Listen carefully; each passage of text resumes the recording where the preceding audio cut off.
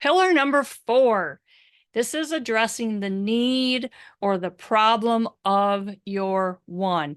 It also can address a dream of theirs. There's different ways to approach this. You want to approach their pain point. What is their pain? What are they struggling with? And if you're writing a book about, I traveled the Amazon jungle and I just want to share it with you because I know you probably never get to come here. Well, that pain point is, it's entertainment. Maybe people just want to be entertained.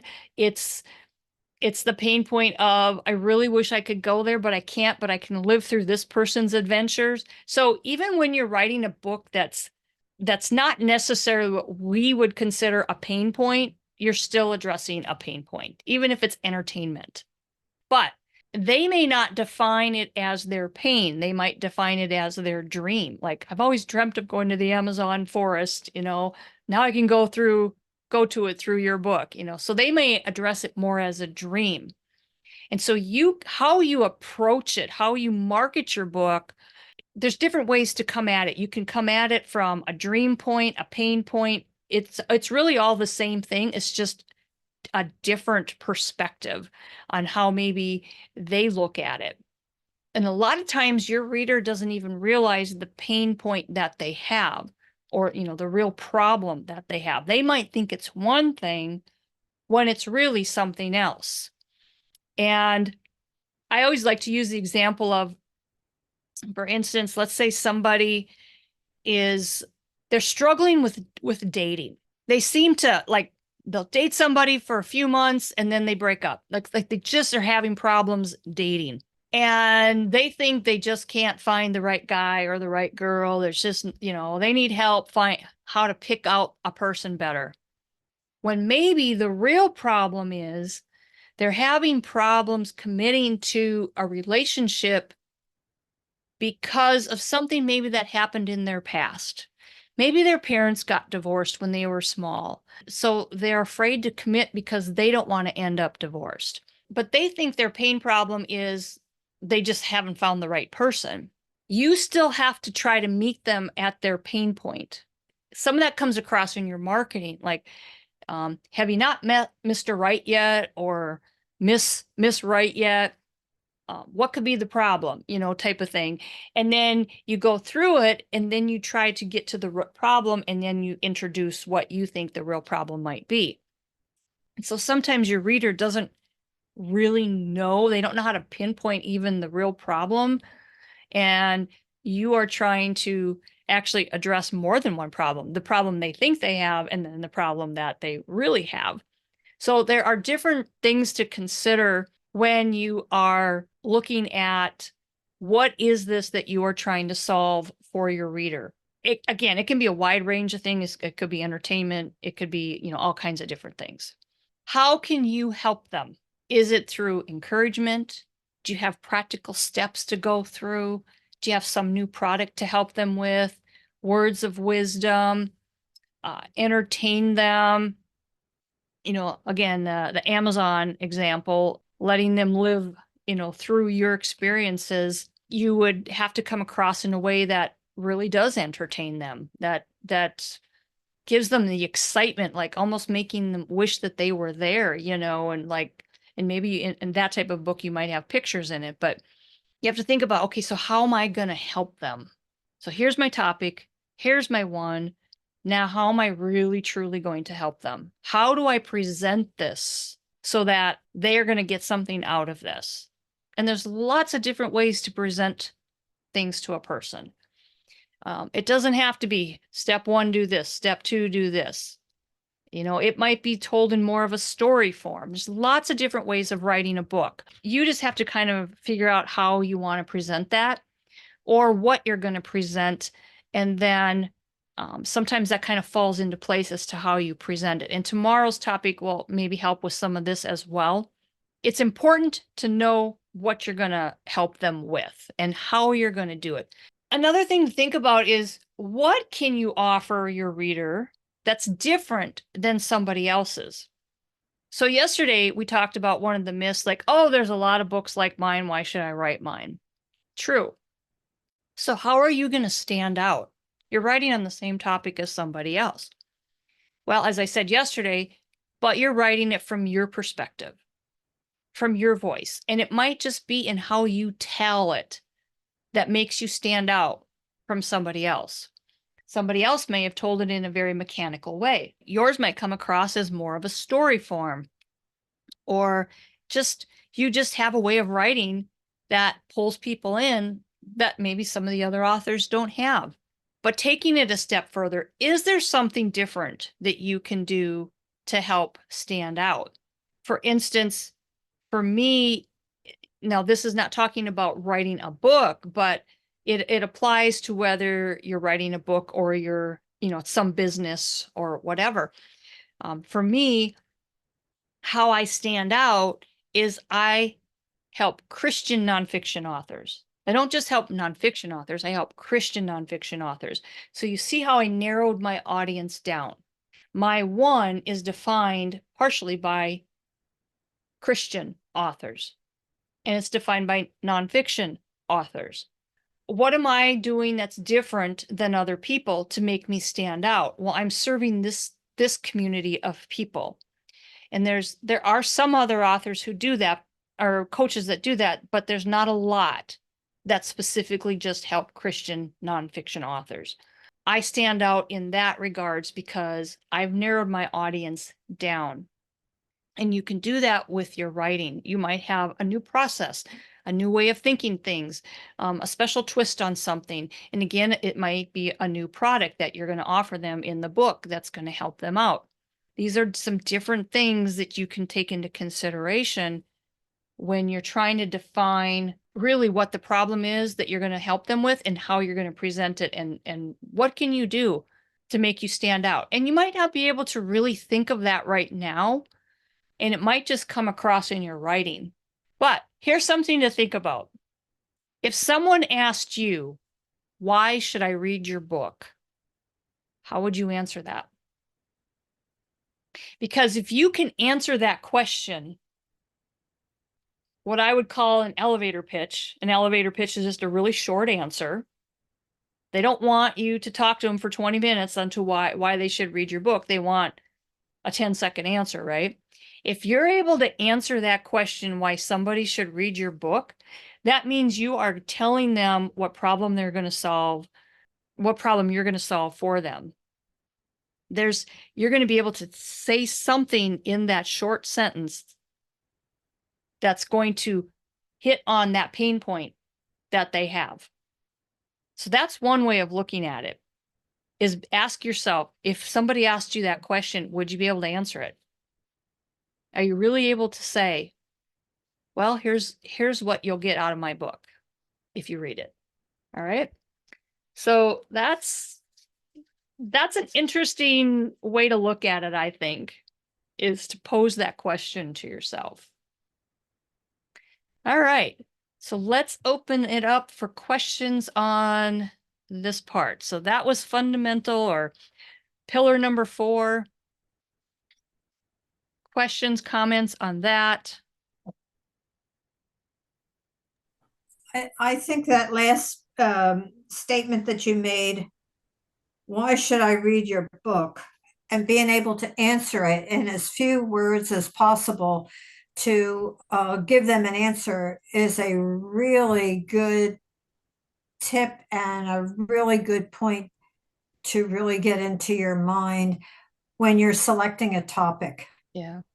Because that's one of the things that I'm having trouble with, is what topic do I want to use? Because my last book, I had a point, I had a topic, I had the answer to the people that asked me why, and the book is going really well. Yeah. But now I don't have anything to write yet. And I'm trying to come up with something new because I like to write.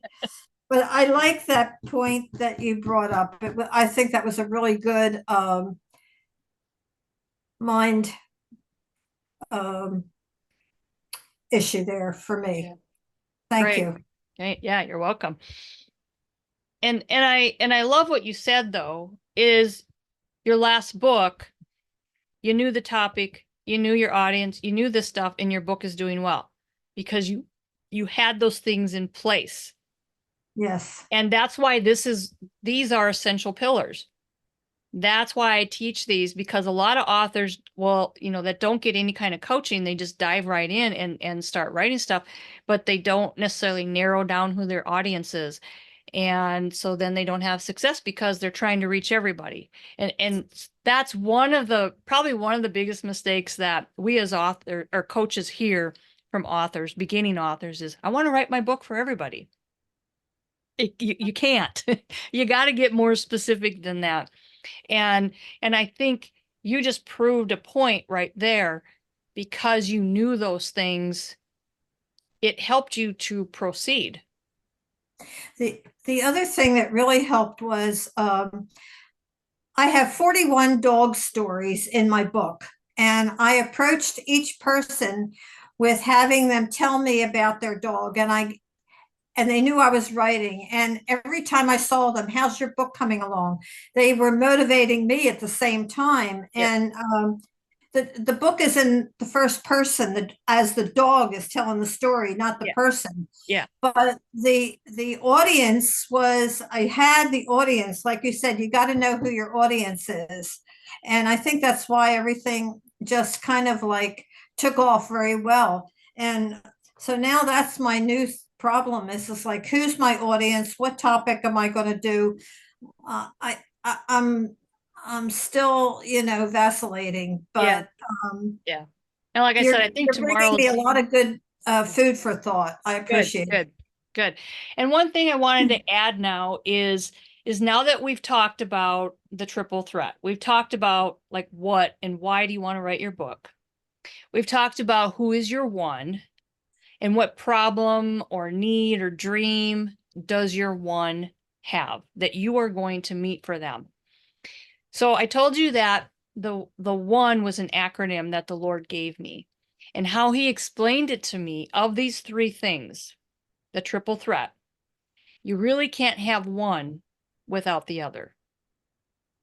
You can't have your who, your one, without the problem. You can't have your problem without your why. You need them. And when you answer any one of these questions, you actually start answering the other two. So why do you want to write this book? What do you hope to come out of it? You're already starting to answer the problem that you're going to meet. And you're also already starting to explain who your one is. So how the Lord explained it to me when he gave me that acronym is you can't have one without the other. And then, of course, he took it further. You can't have Father, Son, and Holy Ghost. You can't have one without the other.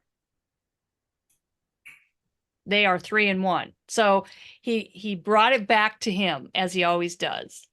And that's why I use this acronym one rather than Avatar or Who's Your Who, because this was a download from the Lord that he wanted me to use, and he ties it right back to him. You got to have the one in order to really do this. All right. Any other questions, comments? Yeah, I'd like to add a comment. On the elevator speech, a lot of people have problems coming up with what's a short, concise way to describe a book. What I find works for me is I write the back cover blurb, because you don't have a lot of space on the back cover. So Right. that's where, and I've done that for everyone, that's my, why would you buy this? Yep. It's all on the back cover. And Yep. then I have that as a guideline as I'm working. Right. Now, but you brought up a good point that you're spot on, but a lot of people, you'd be surprised how much they struggle with writing that back cover. Yeah. It's really hard for people. Like some they'll either have way too much or they have like a sentence, and it's like, you have all this space to use. And same with, their space out on Amazon. They don't use it like they should. But you're right. I mean, the back of your cover is a sales pitch in a sense. Here's why you should buy my book. And it should help you to describe, like, like she said, if somebody asks you, why should I buy your book? Well, it's what's on the back of your book, because they really should really tie together.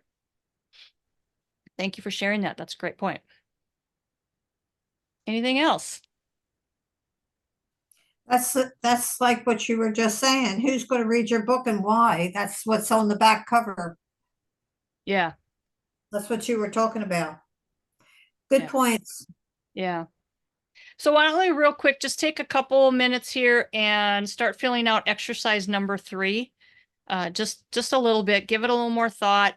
And then we'll wrap this up for today.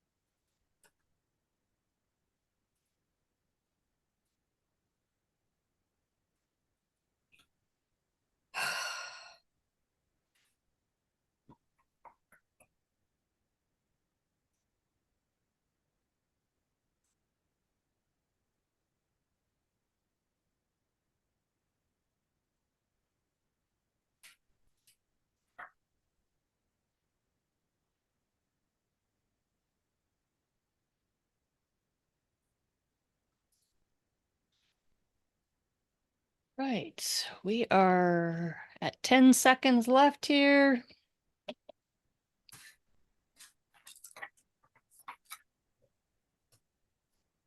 All right, time is up. All right. So any other questions, comments about anything we've talked about today or even yesterday that maybe popped up in your head as we were going through the day? I just need to say thank you. It has nothing to do with anything you've said. But while listening today, I got insight on what was wrong with my book. Oh, So I'm going to hang up and go write. But thank you. Thank you. Thank you. Thank you. yeah, great. Yeah, sometimes I think just being in a certain atmosphere or whatever, all of a sudden we get some clarity. Exactly. Yeah, and it doesn't have to necessarily be what somebody said in particular, just thoughts start coming to your head, as you listen to other things. So that's it's kind of cool how that works, but good. I'm really, really happy to hear that. I am super excited. I don't remember the last time I was this excited about working on this book. So thank you. Oh, Thank you, Laura. that's great to hear. I'm so excited. You're gonna get you're gonna get it done now. All right, well, that wraps up for today. So go out and let's see here. I think the homework is, or action task, whatever you want to call it, is just to go out. Let's see. Yeah, just complete the worksheet for today if you don't have everything completed. And then go to the day 2 takeaways post and post your takeaways from today. If you haven't done yesterday's, do yesterday's takeaways as well. Part of the reason for doing that is because one, you're kind of reinforcing what you've learned. It puts it back in your head when you write it down. It also can encourage others. It's interesting when I read these, it's really interesting what each person takes away, and it's always different and a little bit of a different perspective, even if someone had kind of the same topic. And other people can learn from that, like, oh yeah, I didn't even think of that. That's a great takeaway. That's part of the reason I have you do these action tasks. And so it can benefit you, but it can also benefit others. So that's all I have for today. So tomorrow, we are going to dive into content, and it's one of my favorite things to teach. I love it. So it's going to be a more fun day. I hope it's fun for you anyways. So I will see you guys back here tomorrow.